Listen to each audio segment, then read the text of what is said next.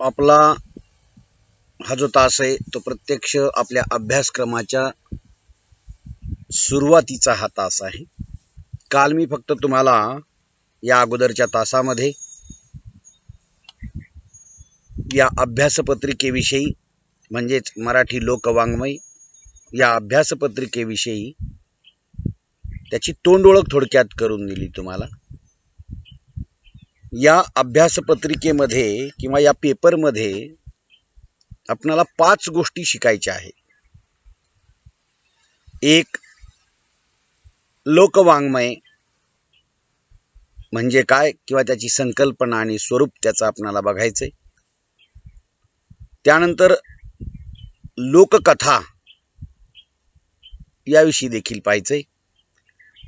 त्याच्यानंतर लोकगीत, लोकगीत म्हणजे काय, लोकगीताचे प्रकार, लोकगीताचं वर्गीकरण, ह्या सगळ्या गोष्टी त्याच्यामध्ये आपल्याला बघायच्यात. त्यानंतर चौथा जो भाग आपल्याला बघायचा आहे तो म्हणजे ओवी, उखाणे, म्हणी, वाक्प्रचार या गोष्टी आपल्याला बघायच्यात. आणि शेवटचा जो भाग आहे 5वा, त्याच्यामध्ये आपल्याला लोकसमजुती, लोकोक्ती, लोकभ्रम, प्रथा, परंपरा या गोष्टींचा विचार करायचा आहे. असा 5 भागामध्ये या अभ्यास पत्रिकेचा विचार आपणाला करायचा आहे. ही गोष्ट लक्षात ठेवा. आता लोकवाङ्मय हा जो भाग आहे की नाही, किंवा लोकवाङ्मय कशाला म्हणतात हे पाहण्यापूर्वी लोकवाङ्मय ज्याचा भाग आहे ते म्हणजे लोकसाहित्य.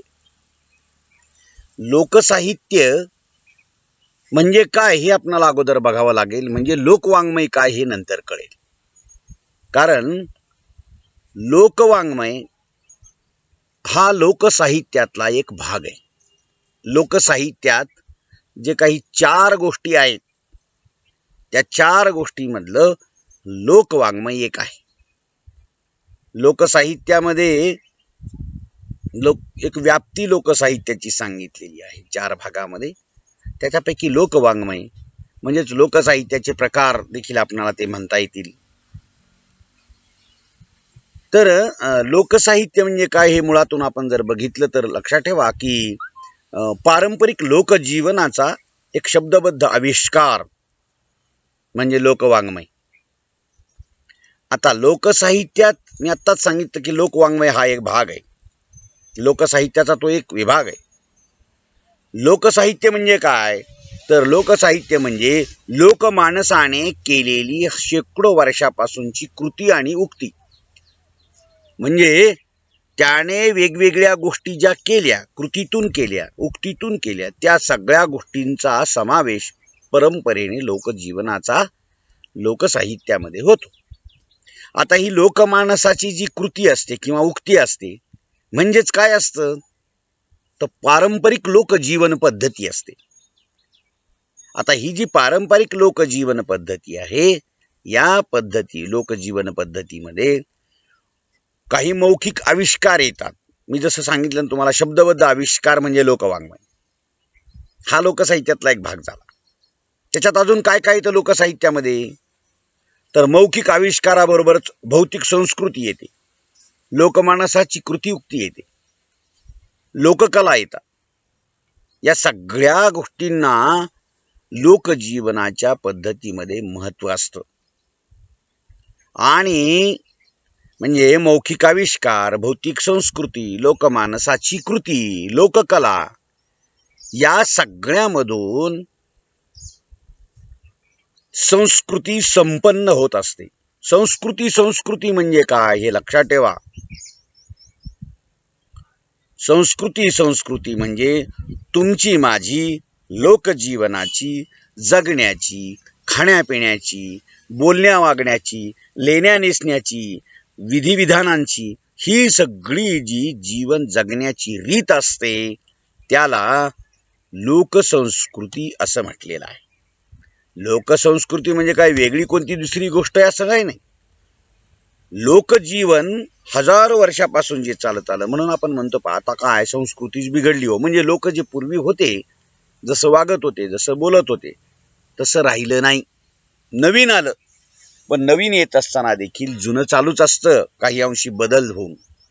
आणि म्हणून लक्षात ठेवा, लोकसाहित्यामध्ये मौखिक आविष्कार येतात, भौतिक संस्कृती येते, लोकमानसाची कृतीयुक्ती येते, लोककला येतात, आणि या सगळ्यामधून एक लोकसंस्कृती होत असते, संपन्न होत असते.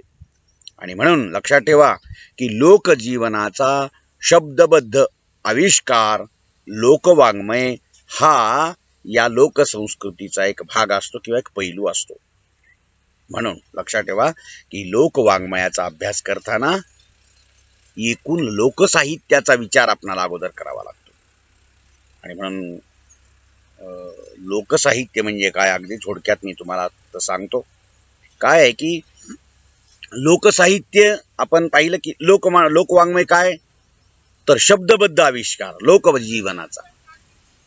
लोकवाङ्मय लोकजीवनाचा शब्दबद्ध आविष्कार आहे, तर लोकसाहित्य हे लोकमानसाचा आविष्कार. त्याच्यात शब्द येतं, वागणं येतं, कृती येतात, सगळ्या गोष्टी येतात. आता हे जे लोकमानस आहे ना, हे लोकमानस म्हणजे काय लक्षात ठेवा. लोकांनी आजपर्यंत वागण्या बोलण्यातून जे मानसिकता स्वीकारलेली आहे, लोकांचं जगण्याचं असेल, वागण्याचं असेल, काय आहे की मांजर आडवी गेली की पाठीमागं 5 पावलं जातात, दरवाजात शिंकलं पाणी शिंकतात, कुत्रा फडफडला थू करतात. ही लोकमानसाची कृतीयुक्ती. एवढंच नाही तर शेतकरी शेतीमध्ये चारा रचतो, ज्वारी कापतो, ती कापण्याची रीत, खुडण्याची रीत, खळ करण्याची रीत, ह्या सगळ्या गोष्टी, चुलीसोबत चुलीचं सारवणं आलं, ह्या सगळ्या गोष्टी ज्या आहेत ना, मानवी जीवनाचा सकाळी उठल्यापासून झोपेपर्यंत, झोपल्यानंतर स्वप्न पडणं, हे देखील मानवी जीवनाच्या सोबतचं जगणं आहे. आणि हे सगळं जे माणूस सांगत असतो, मांडत असतो ना, हा लोकमानसाचा आविष्कार असतो. हे लोकमानस ज्या कृतीयुक्तीतून अभिव्यक्त होतं, त्या कृतीयुक्तींचा समावेश लोकसाहित्यात होतो. म्हणजे तुम्हाला मी मोठे शब्द वापरायला लागलो, एखाद्या वेळी कळणार नाहीत, लक्षात ठेवा. काही नाही, तुमचं माझं जे जगणं आहे, परंपरेनं जे चालत आलेलं जगणं आहे, ज्या जगण्याला कुठेतरी लक्षात घ्यावं असं वाटतं, काय आहे, लग्न करतात, लग्नाच्या वेळेला हळद लावतात, हळदीत गाणी म्हणतात, असं लोक करतात. हे लोक आहेत, लोकांचं हे मानस आहे, असं करावं लागतं. आणि ते करून दाखवणं, करणं त्यांनी म्हणजे तो आविष्कार. म्हणून लोक ज्या ज्या कृती करतात, बघा की नवरा नवरीला आंघोळ घालतात, घालताना काय करतात, ते सुतक मांडतात ना, सुतक मांडतात. आता हे काय आहे, कृती आहे ना. आणि ते टाकताना असंच टाकायचं, खाली ठेवायचं, पुन्हा टाकायचं, असंच ठेवायचं. लग्न होऊन मुलगी नांदायला म्हणजे घरी पहिल्यांदा लग्न लागलं, घरी नवरदेवाच्या येताना उंबऱ्यावर माप ठेवतात धान्याचं, ते लवंडणे का, ही कृती आहे. आणि त्या कृतीतून उक्ती काय आहे की लक्ष्मी घरात येते, म्हणून तिनं धान्याचं माप लवंडावं, ते अशी भरभरून जावी घरामध्ये. आता ह्या कृती आणि उक्ती या सगळ्यामधून, अशा कृतीयुक्तीतून लोकजीवनाच्या, लोकमानसाच्या, लोकसाहित्य अभिव्यक्त होत असतं. आणि म्हणून लोकसाहित्यामधून उदात्त आणि चिरंतन जीवन आणि सांस्कृतिक मूल्यांचं दर्शन घडतं. काय घडतं, लोकसाहित्यातून उदात्त आणि चिरंतन जीवन कळतं माणसांचं हजारो वर्षापासूनच. आणि जे जे लोकांनी जे चांगुलपण टिकवून ठेवलेलं आहे ना, हे सांस्कृतिक मूल्यांचं दर्शन देखील घडतं. आणि अशा लोकसाहित्याच्या संदर्भात आपल्याला थोडक्यात विचार करायचा आहे. आता लोकसाहित्य हा जो शब्द आहे का नाही, तो इंग्रजीतल्या फोकलोर, FOLKLORE या शब्दापासून मराठीत लोकसाहित्य हा शब्द उपयोगात आणला गेला. हे लक्षात ठेवा. फोकलोरलाच मराठीमध्ये लोकसाहित्य हा शब्द वापरला, जसा तसा काही जणांनी लोकविद्या असाही शब्द वापरला, काहींनी साहित्य असं वापरण्याच्या ऐवजी लोकवाङ्मयासाठी लोकसाहित्य असाही वापरला. काहींनी म्हणजे लोकसंस्कृती असाही वापरला. पण एक लक्षात ठेवा, लोकसाहित्यातून लोकगीतं, लोककथा या लोकवाङ्मयाबरोबरच लोकरूढी, लोकप्रथा, लोकविधी, भौतिक संस्कृती, लोकाविष्कार यांचा देखील समावेश होतो. एकूणच लोकमानसांच्या, मी आत्ताच पुन्हा पुन्हा सांगतो की लोकांचं मानस असतं की आज लक्ष्म्या येणार आहेत, घर सारवून ठेवा. लक्ष्म्या मांडताना त्या येतात, जेवतात आणि मग जातात. जेवतात का नाही, लाडू ठेवलेले असतात त्यांच्यापुढे, उंदरे येतात आणि खाऊन जातात. ते अशा हात ठेवून असतात, पण म्हणतात का जेवत नाहीत, उष्ट करू देत नाहीत. लक्ष्म्या येतही नाहीत, लक्ष्म्या जेवतही नाहीत, लक्ष्म्या जातही नाहीत. पण हे लोकमानसानं स्वीकारलेलं आहे. त्या येतात म्हणून लाडू करायचे, त्या जातात म्हणून त्यांना पाठवायचं, त्या जेवतात म्हणून उष्ट करायचं नाही. ही कृती आणि उक्ती, त्याच्या पाठीमागचं मानस. म्हणून लोकमानसाच्या या कृती उक्तींना सामावून घेणारा असा हा लोकसाहित्य शब्द आहे. आणि तो शब्द लोकवाङ्मयासाठी देखील वापरला गेलेला आहे. आता अनेक लोकांनी लोकसाहित्याच्या काही व्याख्या केलेल्या आहेत. एक अमेरिकन अभ्यासक आहे अलेक्झांडर क्रॉप नावाचा. त्यानं काय केलं, तो म्हणतो की लोकसाहित्यामध्ये पुढील गोष्टींचा समावेश होतो किंवा विचार केलेला आहे त्यानं. तो म्हणतो लोकसाहित्याची व्याप्ती लक्षात येते. त्याच्या मते लोकगीते, लोककथा, म्हणी, यंत्रतंत्र, लोकभ्रम, वनस्पतीविद्या, प्राणीविद्या, खनिजविद्या, नक्षत्रविद्या, विधिनिषेध, जादूटोणा, लोकनृत्य, लोकनाट्य अशा अनेक गोष्टींचा समावेश होतो. कशात? लोकसाहित्यात. आता आपणाला अभ्यासाला तर लोककथा, लोकगीता आहेतच, लोकमणी आहेत, लोकभ्रम आहेत. आता ह्या गोष्टी मी तुम्हाला त्यावेळी सांगेन. पण लक्षात ठेवा की वनस्पती विद्या काय, तुम्हाला माहिती आहे का की पूर्वी बोटाला लागलं, कुठेतरी लागलं तर पिवळ्या बोंडीचा पाला किंवा जखमजोडीचा पाला असा चुरगाळून त्या जखमेवर लावल्या जात असायचा.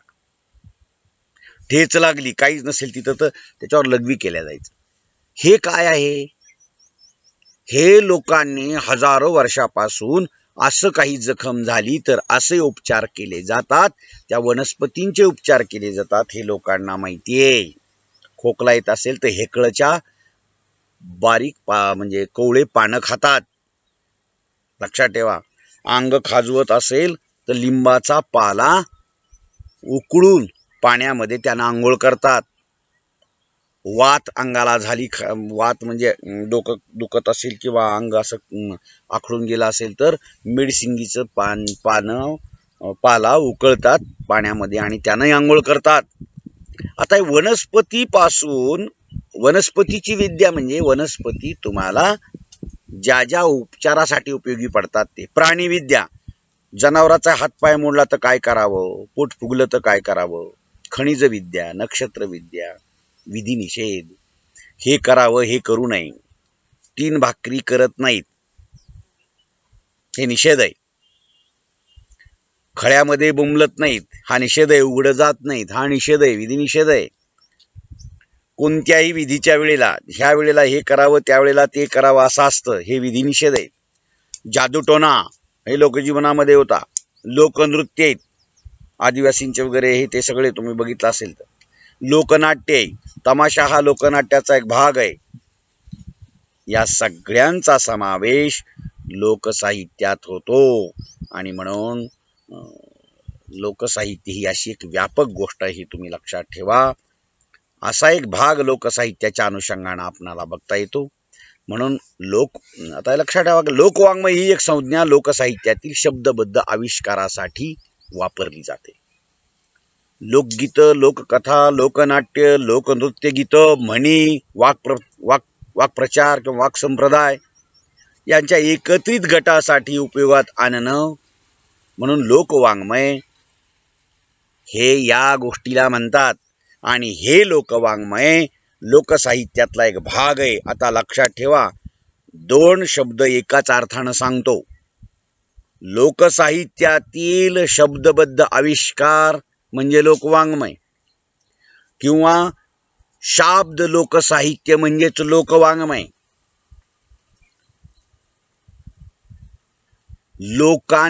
लोकांनी हजारो वर्षापासून जे तोंडी तोंडी चालवत आणलं, गीता असतील, म्हणी असतील, उखाणे असतील, वाक्प्रचार असतील, शिव्या असतील, ह्या सगळ्या लोककथा, लोकगीता असतील, हे सगळं लोकवाङ्मय.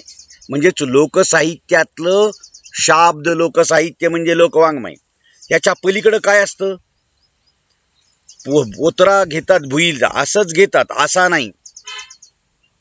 चारा असाच कडबार असतात, असा कसा वाकडा तिकडा नाही. आऊत हाणतात, आऊत हाणताना पूर्वेकडं किंवा उत्तरेकडंच तोंड करून उभं करतात ठेप्याला. ह्या गोष्टी लोकवाङ्मय नाहीत, लोकसाहित्य आहेत. लोकगीत, लोककथा, लोकनाट्य, म्हणी, वाक्प्रचार हे लोकसाहित्यही आहे आणि लोकवाङ्मय आहे. शेतकऱ्याची चारा रेचण्याची पद्धत ही लोकसाहित्य आहे, लोकवाङ्मय नाही. म्हणून लक्षात ठेवा, जे वाङ्मय म्हणजे वाणीने युक्त आहे, जे शब्दबद्ध लोकसाहित्य आहे, जे शाब्द लोकसाहित्य आहे, त्याला लोकवाङ्मय असं म्हणायचं. आता लोकसाहित्यातील लोकवाङ्मय किंवा लोकसाहित्यातील लोक या शब्दाला देखील काही अर्थ आहे. त्या लोकसाहित्यातील लोक आणि साहित्य, आणि मग लोकसाहित्यातील लोकवाङ्मय किंवा लोकसाहित्यातील शाब्द लोकसाहित्य, याचा विचार मी तुम्हाला पुढच्या तासाला अगदी सविस्तरपणे तुम्हाला सांगतो. आपण इथं थांबूया. ठीक आहे.